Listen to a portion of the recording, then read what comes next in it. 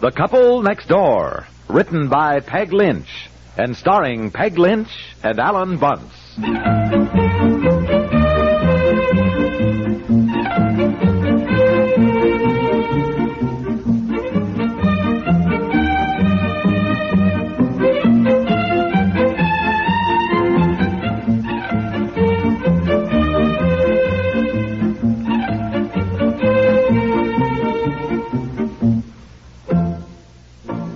Oh, do you want to see me? Mr. Cranshaw, Miss Hawkins caught me as I was leaving. Said she thought you were looking for me. Oh, yes. Come in, Piper. Won't keep you but a minute. Wanted to ask you something. Now, I don't want you to think I was snooping. I was in your office this afternoon when you were out, and I happened to see this little booklet on your desk. A shortcut to the great Swahili language. Oh, that. Are you studying Swahili? Oh, well, no, not exactly. I mean, kind of funny thing happened last week. Seems there's a couple of twin girls in Betsy's second-grade class who lived in Africa for 2 or 3 years. Their father's a mining engineer, and, well, it seems that they speak Swahili, and somehow Betsy, our little girl, seems to have picked it up. Yes. Well, to make a long story short, we finally got in touch with this guy. His name is Jones. He said Betsy was speaking a real language. It was Swahili. Well, the only reason I brought this little booklet he gave me down to the office, some of these sentences, and it's kind of funny, like, there's too much wind today. It's bad for shooting elephants. I mean, I was just showing some of the guys in the office, you know. I don't believe one word of that story. What? Well, what do you mean? Oh, my boy. You just can't come right out and admit you've been studying Swahili, can you? You're too modest. But it's one of the things I like about you. Anybody else would have seen to it that somehow I found out how clever they were. But not you. I don't know what you're talking about, Mr. Cranshaw. Brilliant idea, Piper. What? I'll admit I wish I'd thought of it. But I'll give the credit to you. Oh, yeah, well, Mr. Cranshaw, Swahili is an African language, and it really is... Of course, I know. Exactly where our company needs new business contacts, as you apparently realized.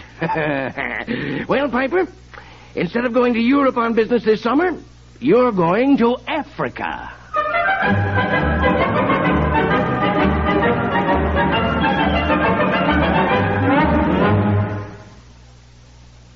Since show business is the business of entertainment, performers are far from dull folk.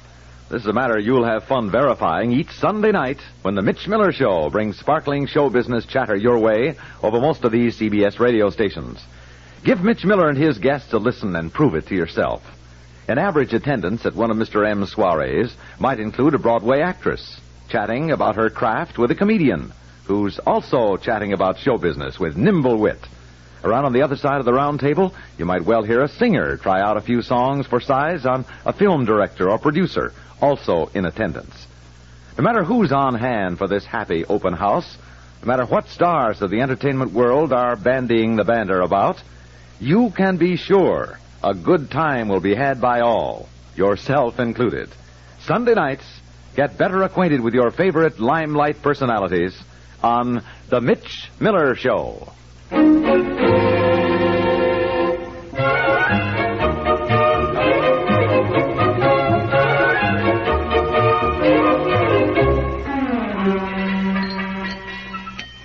Oh, my goodness. Here you are out here getting dinner, and I'm not lifting a finger to help. I'll peel potatoes. Yes, and what can I do? Oh, no, not a thing, Aunt Martha. Aunt Effie, the potatoes are peeled. Now, you two just go back in the living room. No. Honestly, I haven't done a thing all day. Martha and I just had the best time looking over all the travel folders. I was showing her all the tours we can take. Well, it sounds fine. Oh, well, it just sounds so exciting. Of course, I still haven't made up my mind definitely to go, Effie. Oh, yes, you have, Martha. Now, I know you. Well, I must say it would be fun. You go back in the living room, Martha. Look over those folders on Italy. Go on now, while I help in the kitchen. Well, if you're sure there's nothing I can do. No, not a thing, Aunt Martha. Run along. Well, if you want me to do anything, just call. No, there's nothing. Aunt Effie, it's hard to say this because I know how anxious you are to have your sister go to Europe with us, and you've been so excited all day. I just hated to say anything, but I feel that I... What? Anxious to have her go? My dear child, I'm not anxious to have her go with us to Europe. Well, I thought you were. No, what could I say? First, she thinks it's terrible I'm using my savings to go to Europe. Then she gets enthusiastic and decides to go, too. And let me tell you something. The truth is, Martha wouldn't enjoy herself 1 minute.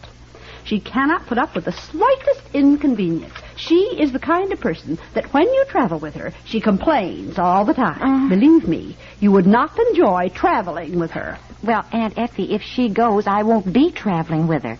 She was going to stay here and keep house and take care of Betsy and Bobby, wasn't she, if you went with me? Wasn't she? Well, yes. Oh, I don't know where my mind has been. I never thought of that. Never thought of it. Well, I'll just go and tell her she can't go and remind her of her promise. Oh, no, Aunt Effie, you can't do that, for heaven's sake. No, I guess not. I suppose the best thing is just to try and discourage her from going in a very subtle way. And frankly, I don't think it'll take much doing.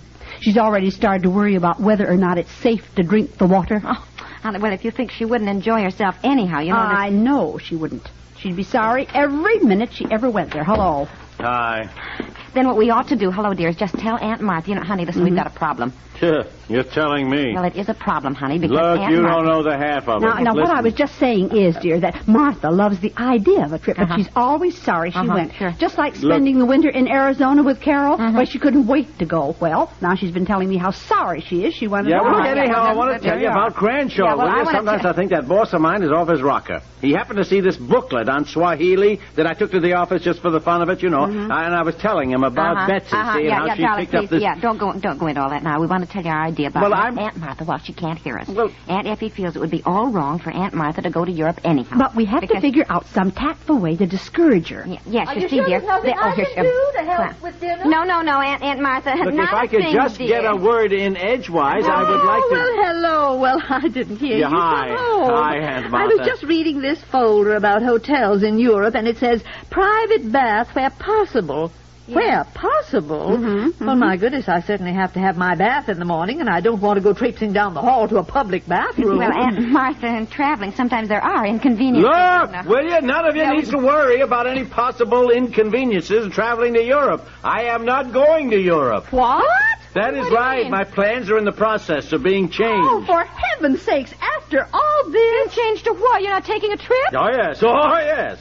Africa. Africa? You're joking. Oh, now, honey. Africa, I tell you. So if you're all making plans to go with me on my business trip, you better reorganize your wardrobe. Cork helmets, shorts, thin dresses, pills for malaria, or whatever they take now. Although I know nothing about it, I suspect that July and August along the equator is known as the hot, dry season. Oh, my goodness. I don't know what the hotels are like in the jungle, Aunt Martha, but of course we'll be going to places like Nairobi and Djibouti and Leopoldville. I guess they're all fairly modern, those, but I don't know that each room has a private bath. Oh, really? I can't believe it. Oh, I think it sounds so exciting. Exciting? Oh, yes. Well, I've always wanted to go to Africa. Don't you? Well, yes. Oh, sure. Be fun. Fun? Oh, my goodness. I don't know what's the matter with you two. All those wild animals? Well, I hope we see some wild animals. Will we? Yes, I don't know. Probably not. After all, we're not going on a safari. Oh, yes. Can't we take a week off and just take one little safari? Oh, Aunt Effie. Oh, yes. But you know it might be fun at that. I know.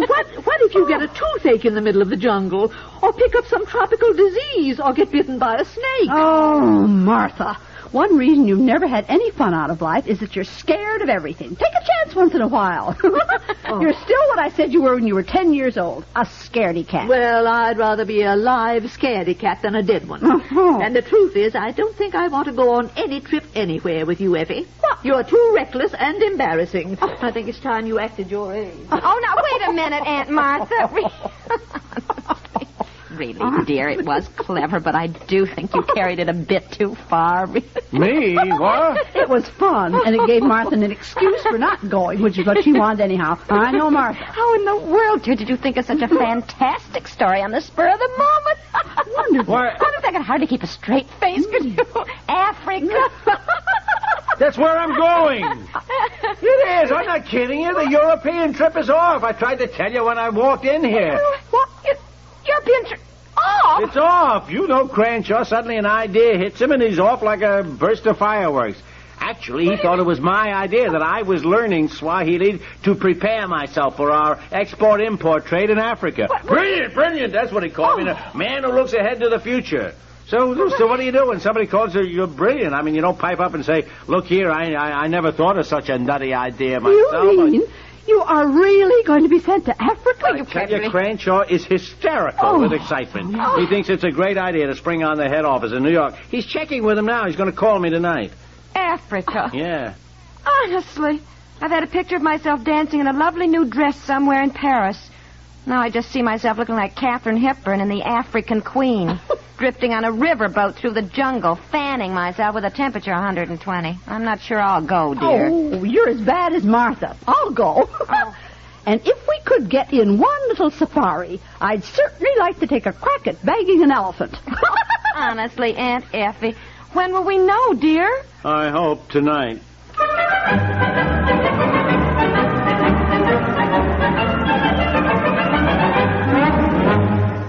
We'll return to the couple next door in just a moment. You know, schools are only buildings, but they're much more to parents whose children attend them.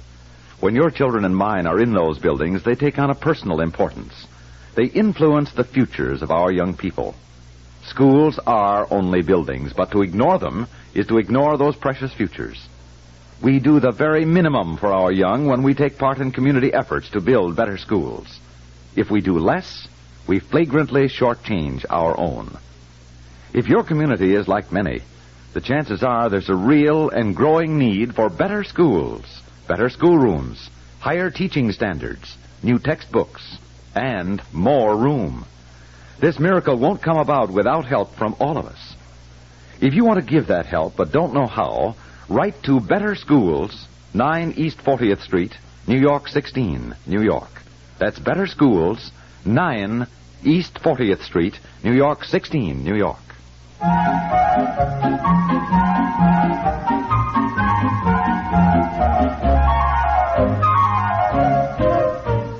Oh, that's all right, Mr. Cranshaw.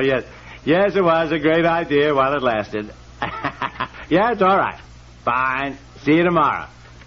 Good night, sir.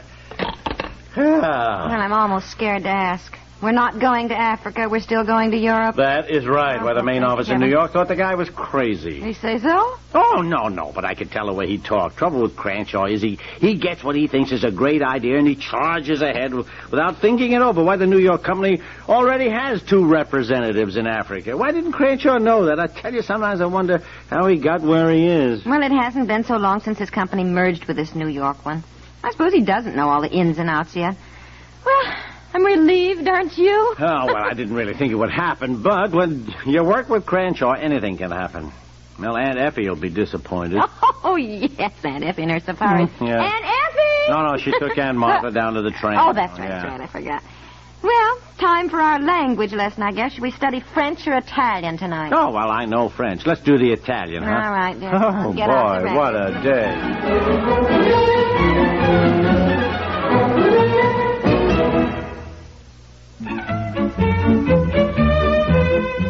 The Couple Next Door is written by Peg Lynch and stars Peg Lynch and Ethel and Bunce with Margaret Hamilton, Kathleen Commages, and Raymond Bramley, and is produced by Walter Hart.